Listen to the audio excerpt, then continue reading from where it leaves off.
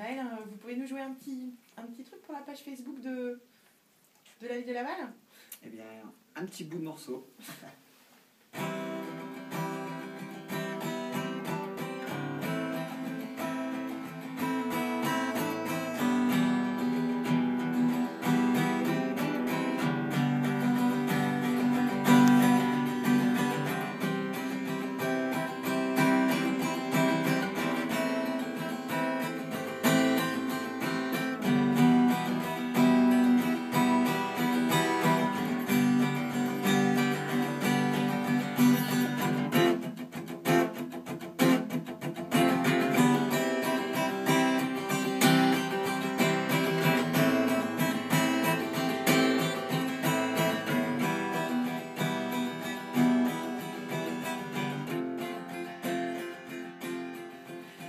Sur la compilation, qu'est-ce que vous pensez de cette compilation Laval On Air?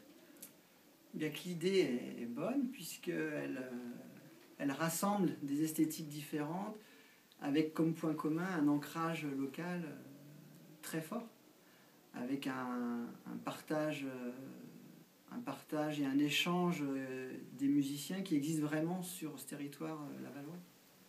D'accord, donc du coup, vous, ça fait 6 ans qu'un album n'était pas sorti.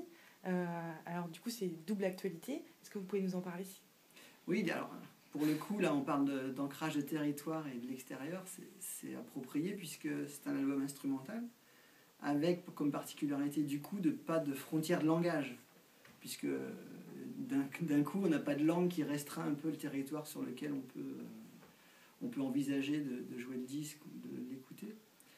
Et c'est d'autant plus important du coup d'appartenir à un endroit, parce qu'on se dit, on diffuse à l'extérieur avec, comme toute la musique, c'est-à-dire on part et on ne sait pas où le voyage va s'arrêter. Alors c'est un road movie avec une aventurière. Est-ce que vous pouvez nous en dire un petit peu plus? Ah oui, l'idée c'est que on imagine que la célèbre aventurière Calamity Jane dans l'Ouest américain a eu une descendante, une fille, qui, fidèle à la tradition de famille, vogue vers la liberté, et puis bon, forcément, elle n'est plus à cheval, puisqu'on n'est plus avec les chevaux, mais elle est à moto, avec une vieille 900 Truxton, la même que Steve McQueen.